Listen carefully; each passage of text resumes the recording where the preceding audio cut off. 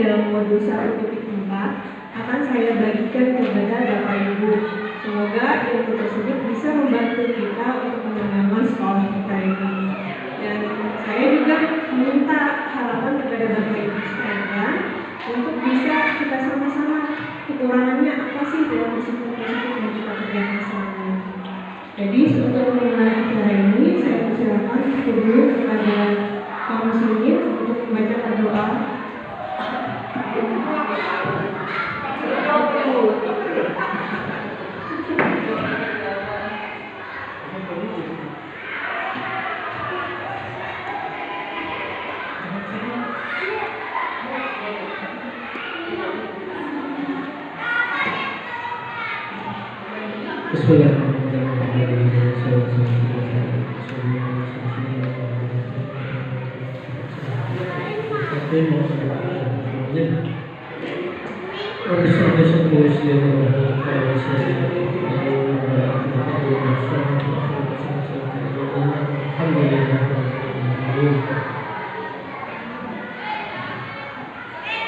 Terima kasih ucapkan kepada kaum muslimin.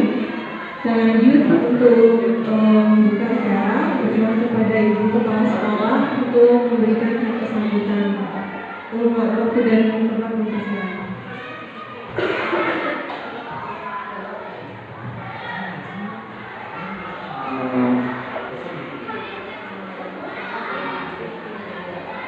Baik, terima kasih Bu. Assalamualaikum warahmatullahi wabarakatuh.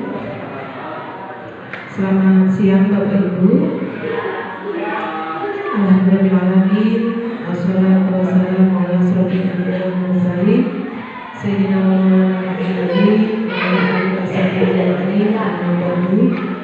Yang saya hormati Bapak Ibu Dewan Guru Sekolah Sumbawa, yang saya hormati Ibu Rina Ureni selaku CGP Angkatan 11 Kabupaten Tanahmunggu dari SMP Negeri 2 Sumbawa. Puji syukur marilah kita panjatkan kepada Tuhan Yang Maha Esa, kepada Allah Subhanahu wa Ta'ala. Pada hari ini kita dapat berkumpul bersama dalam rangka diseminasi budaya positif, yang mana materi ini Bina dapatkan selama mengikuti pendidikan guru penggerak sampai pada saat ini. Salam dan salam marilah kita berikan kepada guru kita Nabi Muhammad SAW beserta keluarga beliau, sahabat dan umat beliau. Semoga kita senantiasa mendapatkan syafaat dari Rasulullah SAW. Bapak Ibu sekalian, berkenaan dengan diseminasi ini budaya positif, ya, ada dua hal yang ingin saya sampaikan. Berkenaan dengan motivasi mengembangkan diri dari Bapak Ibu guru semua. Ibu Rina ini kan yang pertama ya dari SMP Negeri 2 Sumbawa ini yang mengikuti pendidikan guru penggerak. Kalau di sekolah lain kan dari angkatan 5, angkatan 9, angkatan 10 dan angkatan 11 itu sudah ada semua. Kalau dari sekolah kita kan baru diawali di angkatan 11. Ini nanti akan dibuka lagi di angkatan 12. Bapak Ibu silakan bersiap-siap. Di angkatan 12 nanti mungkin persiapan lah sekitar 1 bulan. Silakan bisa dibaca-baca tuh esainya. Di SIPKB Bapak Ibu juga silakan dilihat, karena nanti siapa tahu sudah ada biasanya dibuka gitu, untuk yang bagian dashboardnya guru penggerak di situ silakan Bapak Ibu. Nah, untuk pendidikan guru penggerak sendiri sebenarnya disampaikan ya sebenarnya tidak mesti harus jadi kepala sekolah atau jadi pengawas. Pada intinya ini disiapkan untuk kita menjadi pemimpin pembelajaran. Bagaimana kita memimpin murid dalam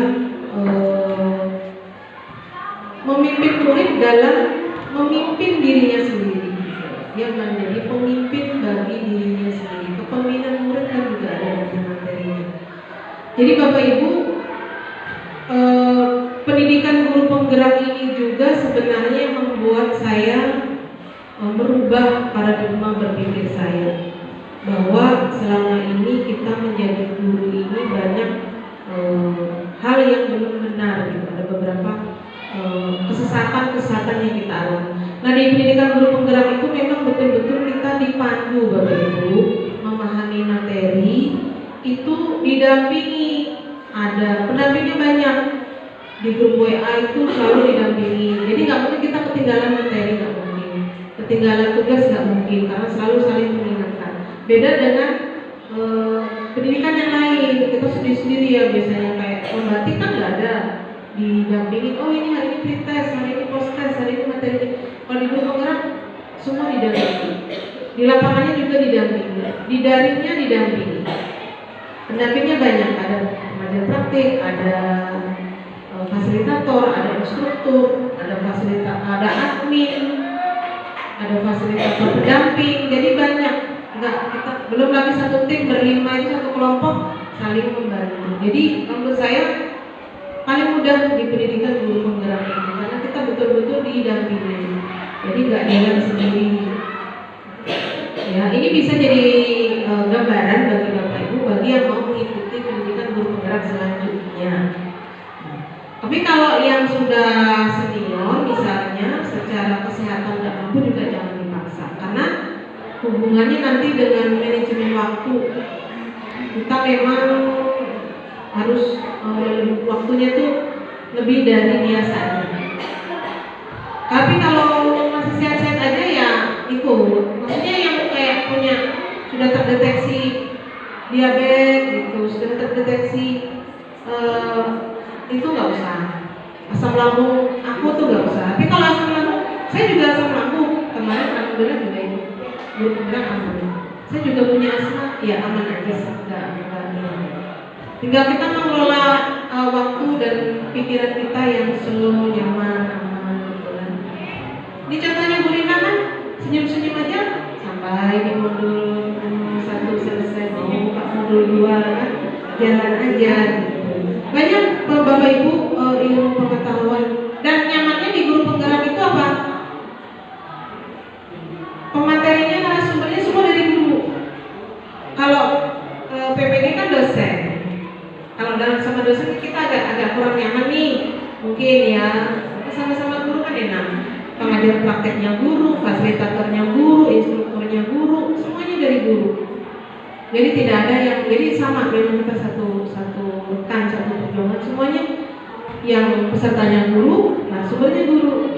Itu seperti itu, dikonsep oleh kementerian seperti itu supaya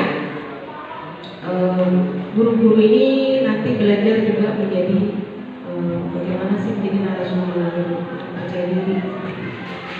Nah itu bayangannya Bapak Ibu, mudah-mudahan setelah Bu Lina nanti di angkatan 12 lebih banyak lagi sekolah kita yang mengikuti pendidikan guru penggerak. Kalau satu sekolahan banyak, misalnya satu sekolah nih di angkatan 12 ini berdua, bertiga yang CGP, enak lagi Bapak Ibu. Sendirian itu agak berat, tapi kalau ada temannya satu sekolah itu lebih mudah lagi seperti itu ya.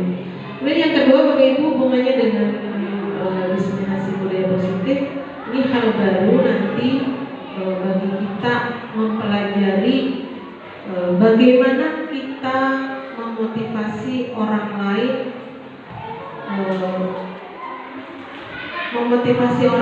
dengan cara tidak menyuruh, dengan cara tidak menggurui, dengan cara tidak mengancam, dengan cara, kan kita sering ya tanpa sadar kita ini teroris bagi murid, tanpa sadar.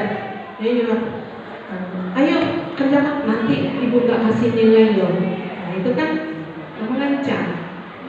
Itu nanti ada harus yang kita gali. Bagaimana sih kita memotivasi orang lain, muncul motivasi itu dari dalam diri mereka sendiri. Jadi supaya nanti jadi kepala sekolah itu nggak kepala sekolah, ayo kerjakan tapi guru, kalau izin. Nah, itu ngancam, kepala sekolahnya ngancam ke bawah. Pokoknya saya gampang jadi kepala sekolah kalau gurunya nggak mau, ya nggak saya kasih tanda tangan. Nah, itu ngancam. Jadi gimana kita memotivasi orang lain itu bisa dengan memberikan teladan, contoh, memberikan arahan, memberikan gambaran. Perkara mereka mau melakukan atau tidak, itu mereka sendiri yang memahami kebaikannya untuk diri mereka sendiri.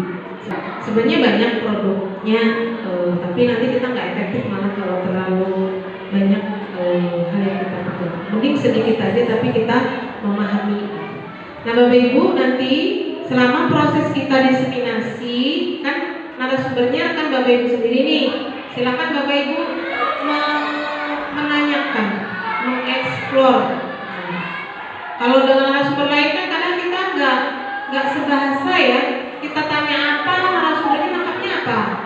Kita maunya apa, narasumbernya jawabnya apa. Kadang kan terjadi nih kayak gitu karena perbedaan gaya bahasa. Tapi kan kalau di narasumber teman-teman tahu nih sudah gaya bahasanya. Jadi Bapak Ibu silakan sebanyak-banyaknya apa yang Bu Rina pelajari sudah, Bu Rina pahami. Silakan Bapak Ibu diskusikan atau gali bersama-sama. Terima kasih banyak.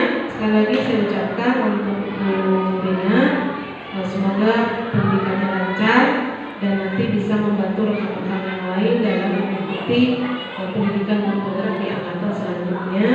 Terima kasih juga untuk Bapak Ibu guru telah berpartisipasi secara aktif. Semoga kegiatan kita ini mendapatkan ridho dari Tuhan, mendapatkan berkah dan bermanfaat untuk semua pihak. Saya akhiri bila berdaya. Wassalamualaikum warahmatullahi wabarakatuh.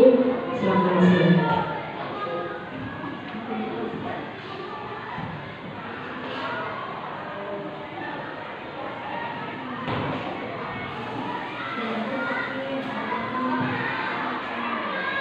Mengucapkan terima kasih kepada kepala sekolah yang sudah menyampaikan pengantar untuk acara kita hari ini.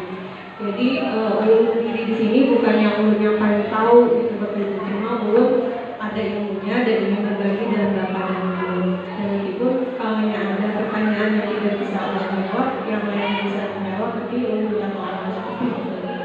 Oke. Hal yang ulun sampaikan ini mungkin adalah kita sebagai guru awalnya. Nanti jangan merasa sampai ini mau yang bicarakan, sebenarnya itu kita semua awalnya. Tapi kita ingin memulai perubahan yang sedikit demi sedikit. Perubahan itu kan tidak bisa cepat, tapi bertahap. Ini kita lanjutkan. Hari ini kita akan membahas mengenai budaya positif. Menurut Bapak Ibu, budaya positif itu apa? Ada yang mau berpendapat Bapak Ibu? Budaya positif kira-kira apa? Saya mau sesuatu yang baik, kebiasaan yang maksudnya yang baik. Perlukan budaya positif ini untuk sekolah kita. Perlu dan sangat tinggi karena anak kita, siswa-siswi kita ini adalah dititipkan orang tuanya untuk bersekolah di sekolah ini untuk mendapatkan budaya positif yang bisa membuat anak merasa aman, nyaman dalam bersekolah di sini. Menurut Bapak Ibu mau tidak kalau misalnya anak disekolahkan di tempat yang tidak nyaman? Kemudian yang tidak aman, pasti kita semua ingin aman dan nyaman. Makanya diperlukan adanya budaya positif. Konsep diskusi kita hari ini yang kita bahas adalah perubahan paradigma belajar, posisi kontrol manusia, motivasi perilaku manusia, kebutuhan dasar, disiplin positif, keyakinan kelas, dan segitiga inklusi. Ini hal-hal yang akan kita bahas hari ini. Yang pertama adalah perubahan paradigma belajar. Paradigma belajar adalah pembelajaran yang berorientasi pada penguatan kompetensi dan pengembangan karakter sesuai dengan profil pelajar Pancasila. Seperti kata Ibu Kepala Sekolah tadi, kita belajar itu harus berubah. Berubahnya itu makanya kita sebut dengan paradigma.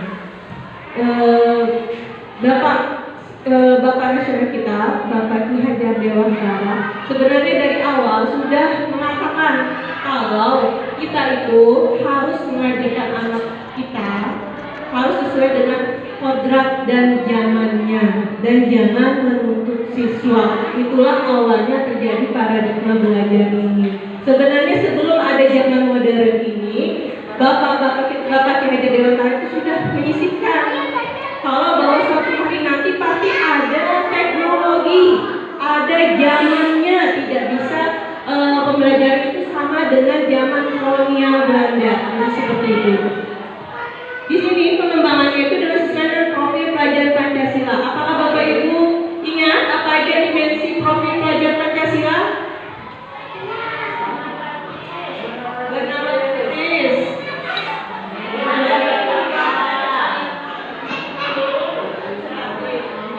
Ini adalah dimensi profil pelajar Pancasila yang diharapkan untuk membuat dari guru dan siswa dengan siswa yang lainnya.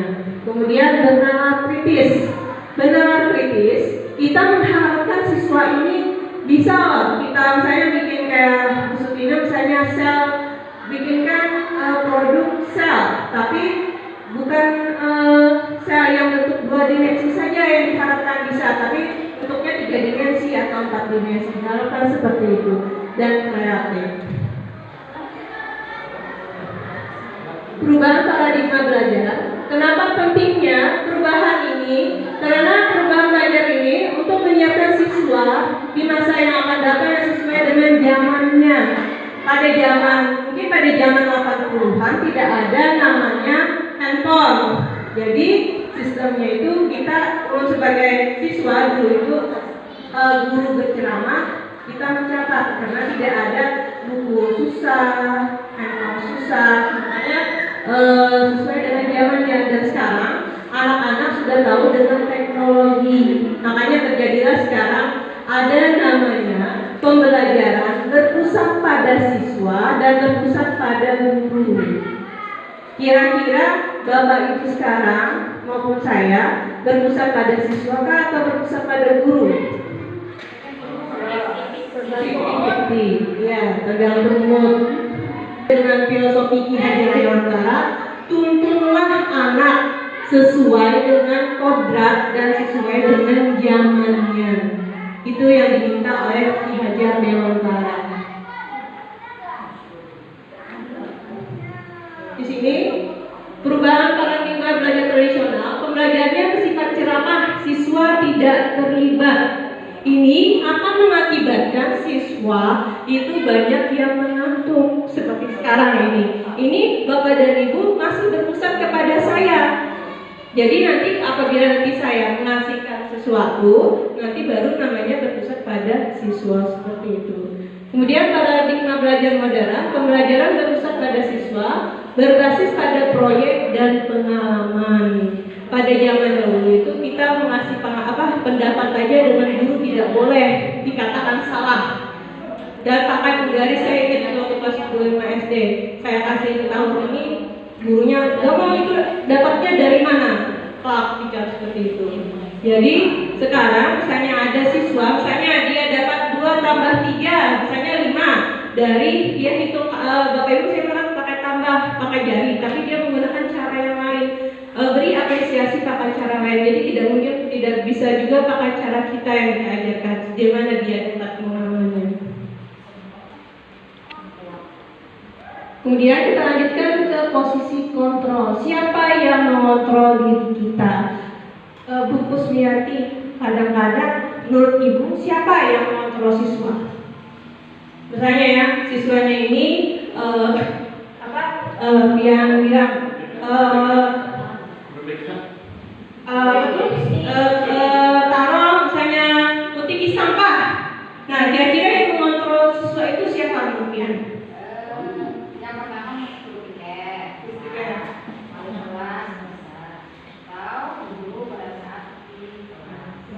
Kalau menurut dia, kenapa siswa itu mau disuruh? Karena kita punya aturan, siswa harus mematuhi aturan yang ada. Berarti siswa itu kira-kira ada rasa takut gitu ya Bu? Ya, merasa ada tanggung jawab. Merasa ada tanggung jawab, jadi seperti itu. Jadi sebenarnya siapa yang mengontrol diri kita? Jadi posisi kontrol ini kadang-kadang kita itu merasa kitalah yang mengontrol siswa. Sebenarnya yang membuat siswa adalah ilusi guru mengontrol murid. Jadi misalnya seperti ini, saya dibandingkan dengan Bungkus, anak-anak akan lebih takut dengan Bungkus daripada dengan saya. Itu adalah ilusi guru mengontrol murid. Oh, dengan bapak ini dia lebih berani, lebih bisa. Sama saya tidak bisa, karena kekuatan bapak ini bisa melakukan tindakan-tindakan dan hukuman, sedangkan ibu yang ini tidak bisa. Itu adalah ilusi guru mengontrol murid.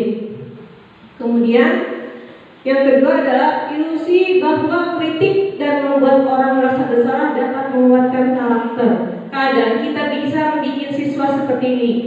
Kamu, gara-gara kamu itu piringnya pecah, gara-gara kamu tanahnya itu jadi kotor, jadi banjir. Nah, itu perasaan rasa bersalah itu dia jadi ikut melakukan apa yang diminta. Jadi posisi kontrolnya seperti itu.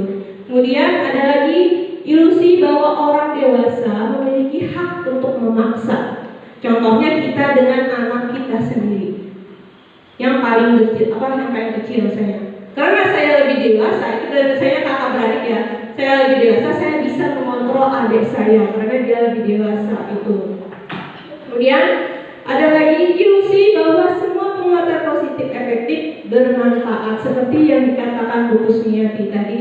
Ada dalam diri siswa yang mengatakan kalau apa yang dikasih tahu Bu Kusmiati itu bermanfaat untuk saya dan untuk lingkungan saya. Jadi itu adalah posisi kontrol yang sebenarnya ilusi bahwa penguatan positif efektif dan bermanfaat.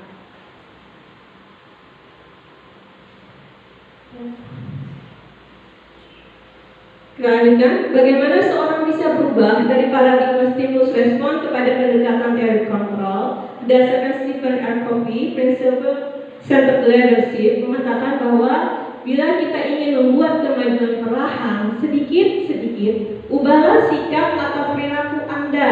Namun, bila kita ingin memperbaiki cara-cara utama kita, maka kita perlu mengubah kerangka acuan kita. Ubahlah bagaimana Anda melihat dunia, bagaimana Anda berpikir tentang manusia. Ubahlah paradigma Anda, skema pemahaman dan penjelasan aspek-aspek tertentu dengan realitas. Jadi bagaimana kita mau mengubah orang, tapi harus kita pandang ini adalah siswa kita, ini adalah anak kita, bukan cuma tugas saja, tapi kita ada kewajiban untuk menuntut anak agar dia bisa bermasyarakat. Jadi seperti itu. Jadi sekarang kegiatan bermasyarakat itu bukan hanya untuk SMK saja, tetapi juga mulai dijabarkan lagi, disiapkan mulai dari SD, SMP, dan SMA.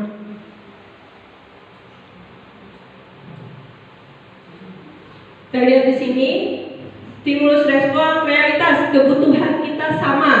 Benar tidak kalau kebutuhan kita itu sama semuanya? Tidak benar ya. Yang benar adalah kebutuhan kita itu berbeda. Kemudian semua orang lihat hal yang sama.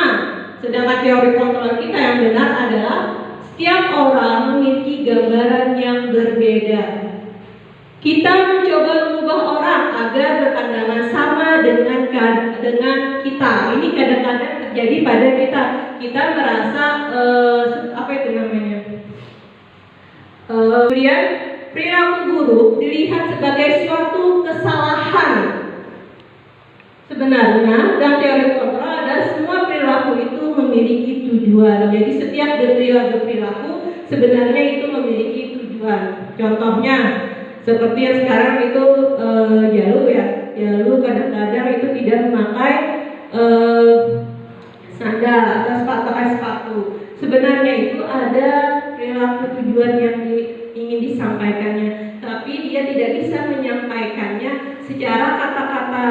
Makanya dia lakukan dengan sikap, dan sebagai kitalah sebagai guru untuk menuntunnya, apa sih sebenarnya yang salah dari Jalu ini, apa yang bisa kita perbaiki. Kemudian stimulus respon berikutnya adalah orang lain bisa mengontrol saya. Sebenarnya tidak ada yang bisa mengontrol Bapak Ibu. Yang bisa mengontrol Bapak Ibu adalah Bapak Ibu sendiri. Misalnya kita hari ini mau bolos saja sekolah, itu tergantung Bapak Ibu, bukan tergantung dari orang-orang, dari keadaan. Jadi mindsetnya itu bukan orang lain yang mengontrol itu, tapi adalah diri Bapak Ibu sendiri. Kemudian saya bisa mengontrol orang lain, tidak bisa di berhubungan ya. Sebenarnya saya tidak bisa mengontrol orang lain, yang bisa mengontrol diri Bapak Ibu adalah Bapak Ibu sendiri. Kemudian pemaksaan ada pada saat bujukan gagal. Teori kontrolnya kolaborasi dan konsensus menciptakan pilihan-pilihan baru. Kemudian stimulus responnya model berpikir menang kalah. Jadi kadang-kadang kita berpikir itu antara menang kalah antara siswa ini. Kalau dia salah kan harus mendapat disiplin ini, berarti kita menang. Sebenarnya tidak ada pemikiran seperti itu. Yang benar adalah model berpikir menang, menang, dan menang. Tidak ada menang dan kalah.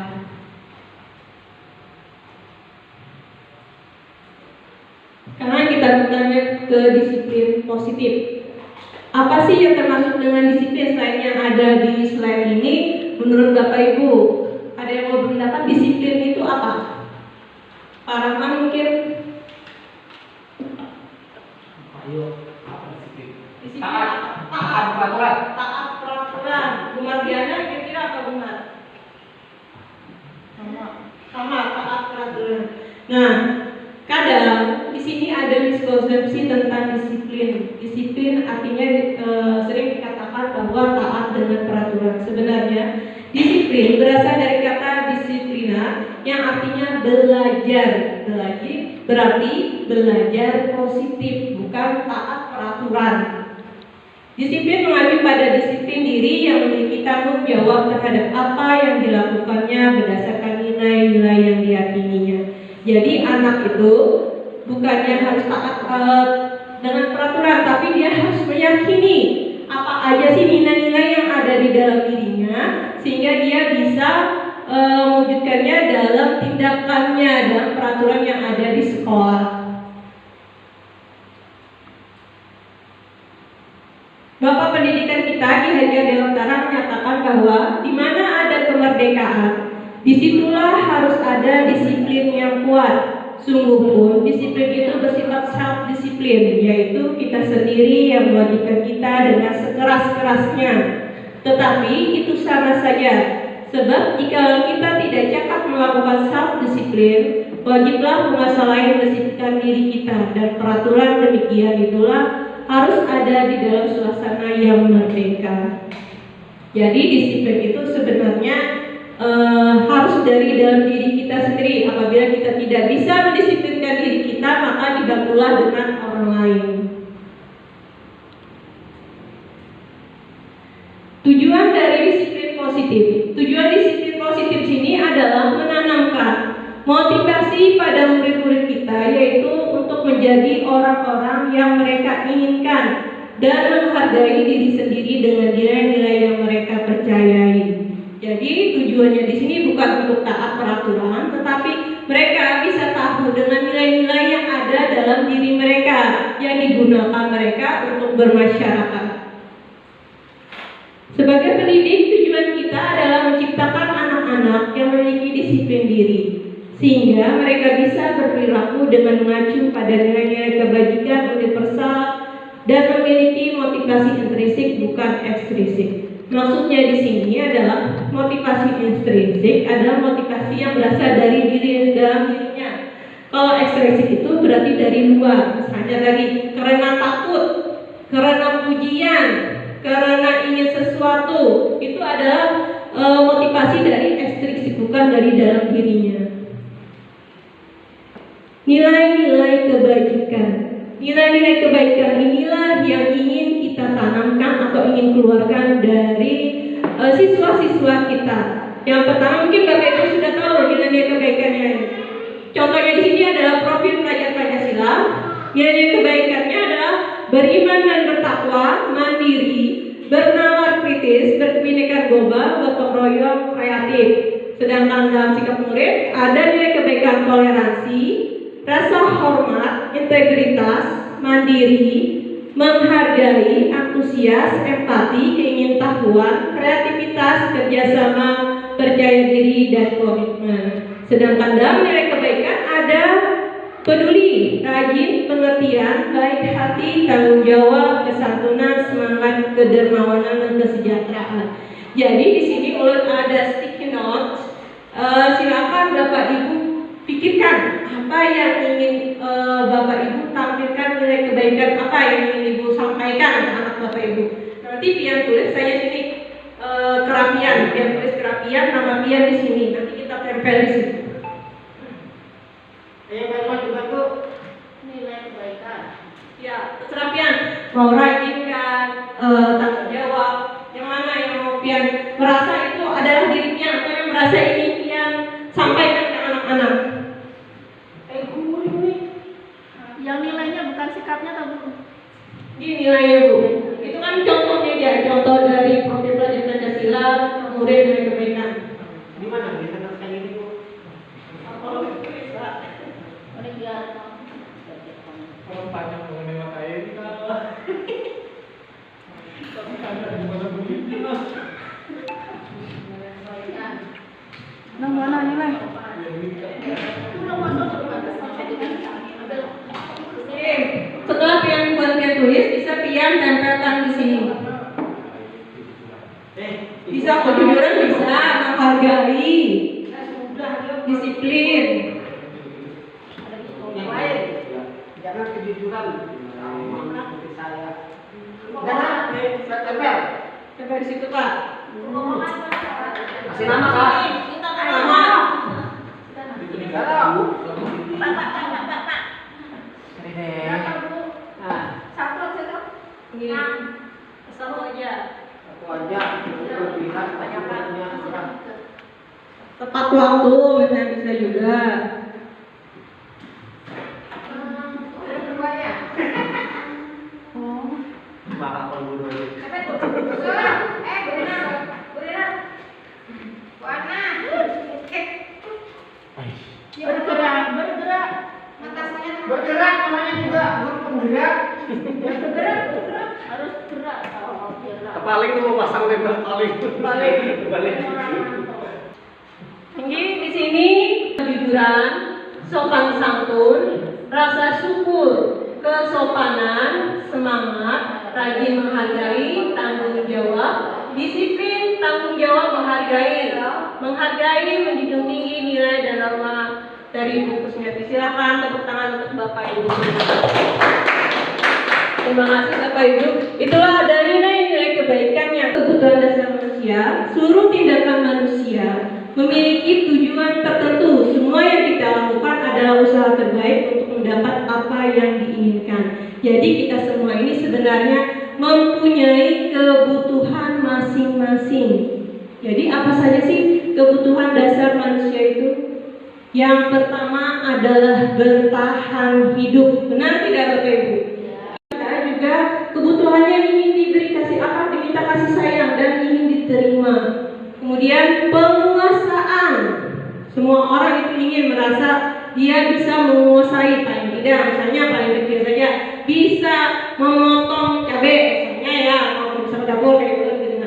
Nah, misalnya mau apa, bikin masakan, itu penguasaan. Kemudian kebebasan. Siswa kita ingin mempunyai rasa bebas. Jadi mereka dalam pelajaran itu, makanya kenapa kita tidak menggunakan berpusat pada guru, karena mereka capek, ingin bebas sebentar. Jadi saat berpusat pada siswa itu mereka bebas, bisa menyampaikan pendapat mereka, bisa bermain di saat itu. Jadi seperti itu. Kemudian kesenangan. Kenapa dalam pembelajaran berpusat pada guru atau menggunakan diferensiasi ada kesenangan karena ada di situ ditambahkan ice breaking atau game di situ. Jadi seperti itu. Tapi terlepas dari itu semua, dari pengalaman ulun, kalau musiknya walaupun tidak menggunakan berpusat pada siswa atau berpusat pada guru, kalau musiknya sebenarnya berpusat pada siswa, tapi menggunakan cara yang lain. Walaupun Pak Musiknya tidak tahu speaking itu seperti apa, tapi anak-anak itu merasa pembelajaran kamu sendiri, karena anak-anak diajak berdialog. Benar seperti itu, Pak?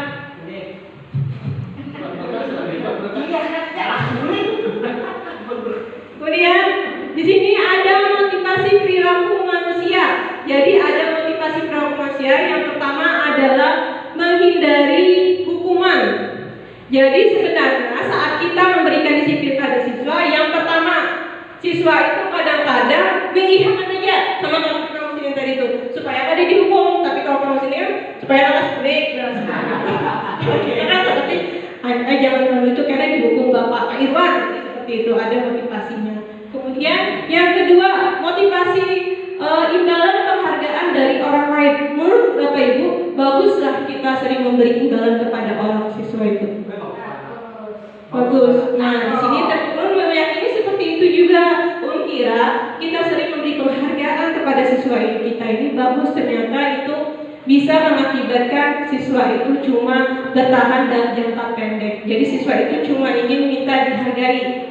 Setelah itu kreativitasnya akan turun. Oh, kedede aja imbalannya, kedede dipuji-puji lagi gitu, sembarang aja sudah jadi seperti itu. Ternyata, ya.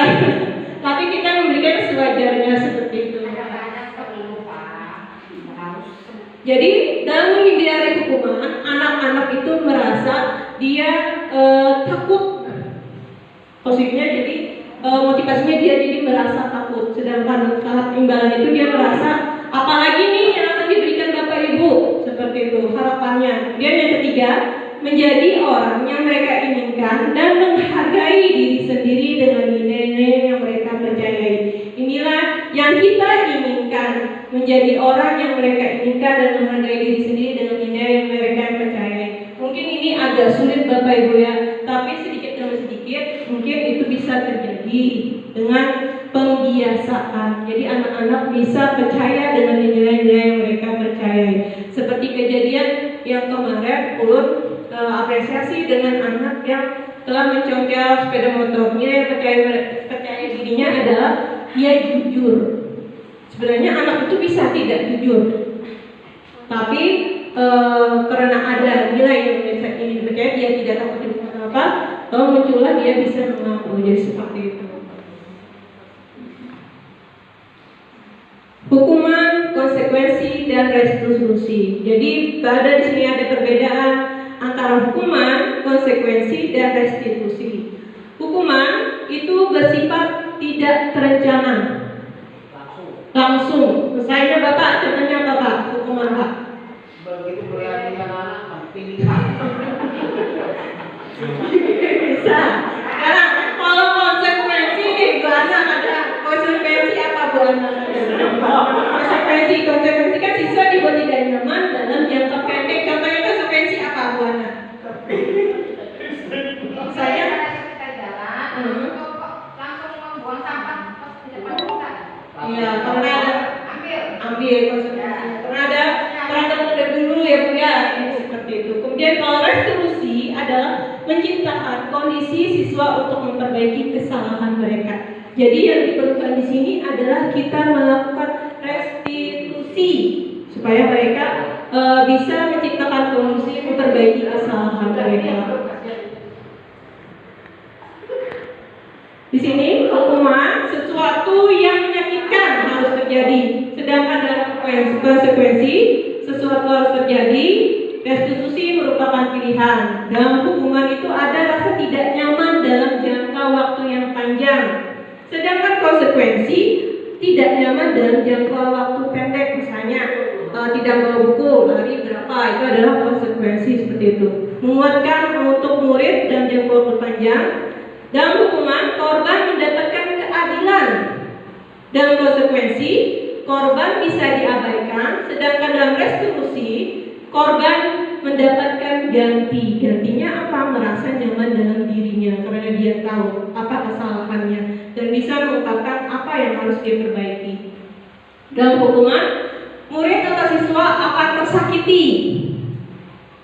Dalam konsekuensi murid tidak nyaman. Dalam restitusi murid mendapatkan penguatan. Kalau fokus itu nomor 1. Kemudian dalam hukuman perilaku pasif agresif meningkat. Dalam dalam restitusi masalah terpecahkan. Kemudian dalam hukuman sistem tidak akan berjalan bila murid tidak takut. Jadi dalam hukuman ini yang utama adalah ketakutan siswa. Kemudian dalam konsekuensi memerlukan monitoring dan supervisi terus-menerus dari guru. Jadi guru itu melihat ya, ini lakukan kesalahan kan tidak, lakukan kesalahan tidak. Kalau tidak dia dapat konsekuensinya seperti ini. Kemudian kalau dalam restitusi, murid belajar bertanggung jawab untuk perilakunya. Dalam hukuman berlaku hanya pada sebuah institusi, tidak berlanjut pada kehidupan nyata. Sedangkan dalam konsekuensi membantu penerapan mengikuti peraturan. Diucapkan peraturannya adalah kamu harus. Nah, itu biasanya kita melakukan hukuman. Sedangkan dalam konsekuensi apa peraturannya? Mampu kamu melakukan itu? Terima kasih. Kemudian kalau dalam restitusi, apa yang kamu yakini? Apa yang bisa kamu lakukan untuk memperbaiki masalah ini? Jadi anak diberikan tawaran, dia bisa memperbaiki dengan cara apa dia bisa memperbaiki masalah yang dihadapinya. Sedangkan dalam hukuman, murid akan membenci peraturan. Dan konsekuensi murid menghormati peraturan, tapi yang lebih baiknya lagi adalah murid menghormati dirinya dan orang lain. Itu yang kita inginkan. Negatifnya sini, awas kalau dilakukan lagi ya, nanti awas kamu. Lakukan apa yang saya katakan. Apakah hal ini sesungguhnya ingin kamu lakukan? Jadi seperti itu. Mendorong menjalankan diri, konsep diri buruk. Di sini kalau dalam hukuman, anak akan menyembunyikan kesalahannya dan mencoba membayar impas kesalahannya. Sedangkan dalam konsekuensi, mendorong kepatuhan, konsep dirinya menjadi baik, anak taat peraturan, mencoba mengontrol anak dengan penguatan positif. Beda dengan restitusi. Dengan restitusi, anak bisa mendorong disiplin positif, konsep diri kuat, kemudian anak belajar memecahkan masalah, kemudian mencatat 100 kali dalam buku kalimat saya tidak terlambat lagi hukuman atau konsekuensi. Hukuman, kita cek ya.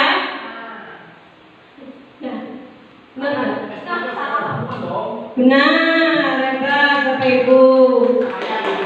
Tidak, kamu gitu loh. Oke, lanjut lagi ya. Pertanyaan kedua, lari mengelilingi lapangan basket 2 kali karena terlambat hadir di sekolah.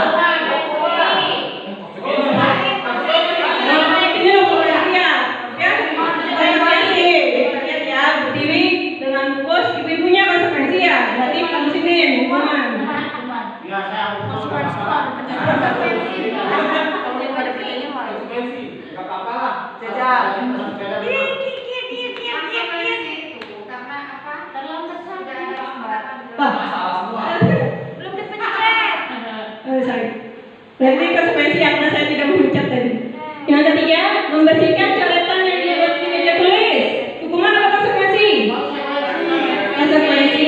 Kita cek ya, benar tidak konsekuensi? Ya, benar. Kamu sini.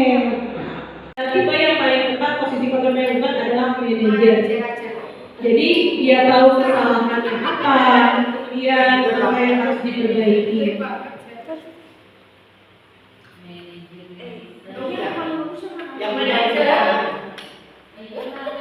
Nah, di sini contoh pernyataannya tolong patuhi aturan saya atau awas seperti itu. Kembali ke surat, lepas dari latar belakang suku, negara, bahasa maupun agama. Jadi keyakinan kelas ini diharapkan kepada Bapak Ibu wali kelas dan Bapak Ibu BP dan BK ini bisa diterapkan. Jadi anak-anak dibikin keyakinan kelasnya, keyakinan sekolahnya apa, diminta nilai kebaikannya. Makanya mereka diminta dengan demikian nilai apa yang ingin Bapak Ibu sampaikan. Nah, dari situlah kita bisa membuat keyakinan kelas. Keyakinan kelas beda dengan peraturan kelas. Peraturan kelas itu berarti ada kata ketiknya. Kalau keyakinan kelas ini berarti dia dalam dirinya sendiri meyakini kalau itu salah dan itu ada hal yang harus dia pertanggungjawabkan kalau melakukan kesalahan. Membentukkan keyakinan sekolah atau kelas. Keyakinan kelas lebih bersifat abstrak daripada peraturan yang lebih tinggi dan konkret. Keyakinan kelas berupa pernyataan-pernyataan universal.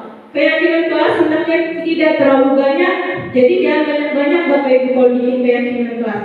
Kadang kita bikin di PMM itu nyata bikin keyakinan kelas, tapi kita bikin sendiri dan malah sekarang ada lagi di Shopee atau Tokopedia jual keyakinan kelas. Itu kan dari buatan orang lain, bukan dari diri kita sendiri. Kalau keyakinan kelas itu kita yang bikin sendiri, kita yang nulis sendiri, jadi seperti itu. Iya. Keyakinan kelas sebaiknya sesuatu yang dapat diterapkan di lingkungan tersebut. Semua warga kelas hendaknya ikut berkontribusi dan membuat keyakinan kelas dalam kegiatan curah pendapat, bersedia meninjau kembali keyakinan kelas dari waktu ke waktu. Jadi untuk produknya hari ini kita akan bikin keyakinan kelas. Di sini ada 4, jadi kalau kita tolong berhitung 1 sampai 4. Mulai dari Kak Irwan. 2, 3, 4, 1, 2, 3. Mana? Waduh. 1, 2, 3, 4, 5. Ya berapa? 1, 2, 3, 4. Berarti ini 1, 2, 3, 4. Nah silakan kalian bikin keyakinan kalian di sini. Jangan membuang sampah, tapi buanglah sampah pada tempatnya. Kalian bikin keyakinan apa yang mau kalian bikin berdasarkan yang kalian tadi. Kelompok 1 di sini.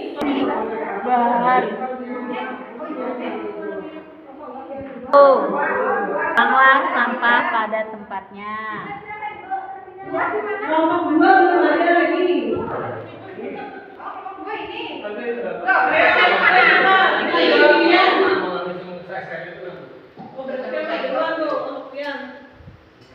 Salah. Keyakinan kelas. Masuk kelas tepat waktu.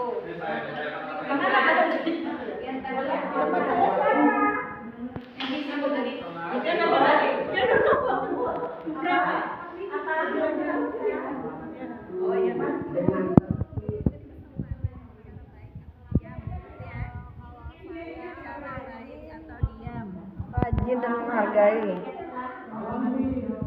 Apa tadi? Rajin. Rajin dan menghargai. Jangan misalkan keyakinan kelas kita sudah rajin apabila ada siswa yang tidak piket, Kemudian memberikan konsekuensi, tapi sudah diberikan di polling. Nah, itu masuk ke dalam keyakinan kelas. Misalnya hukumannya mereka maunya kasih denda aja, Bu. Oh, berarti dibawa dia kuliah. Kesini yang terakhir. Melaksanakan piket. Kita kan kelas yang Asik melaksanakan tugas piket dengan penuh tanggung jawab. Buku sudah ya, ayo berfoto ini belum. Penuh Tanggung tanggung jawab. habis Orang pukul lah tugas. Nah, jawab. sudah. Nah, sekarang kamu sini Bacakan keyakinan dia. Keyakinan saya adalah budaya Tuhan yang Maha Esa. Sesuai dengan deadline. Di sini kami kelompok 4 mendapatkan beberapa kesepakatan yang perlu kita yakini dari kelas dan itu harus kita terapkan. Yang pertama adalah buang sampah pada tempatnya. Yang kedua masuk kelas tepat pada waktunya dengan tertib. Yang ketiga melaksanakan tugas piket dengan penuh rasa tanggung jawab. Terima kasih Pak Sini. Sayang. Mantap kamu sini, mereka pertama. Kalian belum jadi. Tiga aja, fokus sampai fokus. Fokus bacakan. Keyakinan pertama harus kepada Tuhan yang Maha Esa. Keyakinan kelas yang pertama itu adalah menghargai teman, baik dari sumber mana saja, agama dan seterusnya. Saling menghargai. Kemudian melaksanakan piket. Ya. Suka ya. Kemudian menciptakan kelas yang nyaman.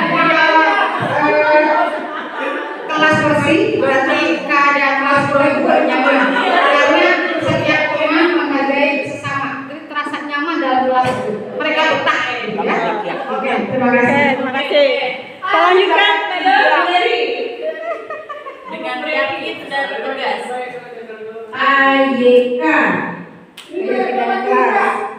Ciptakan kelas yang aman dan nyaman. Mari ciptakan kelas yang ceria. Ayo kerjakan tugas sesuai deadline. Hormati guru. Hormati guru. Sayang teman. Terima kasih Bu Reri. Selanjutnya ada kelompok Budiwis. Gurunya namanya Budiman kan? Oke, dengan tugas kelompok 1. Yang pertama bicara baik atau diam. Jadi kalau nggak bisa bicara baik, berarti diam. Rajin berdiskusi atau aktif berdiskusi dan terakhir menghargai teman. Oke, terima kasih Bu Nini. Silakan Pak untuk diskusi. Itu adalah contoh. Terakhir ada segitiga restitusi.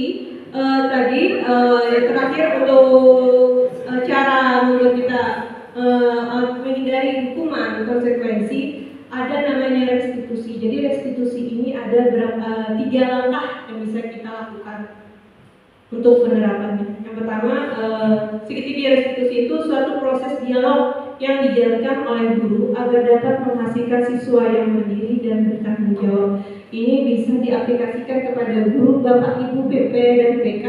Bisa dicontohkan seperti ini.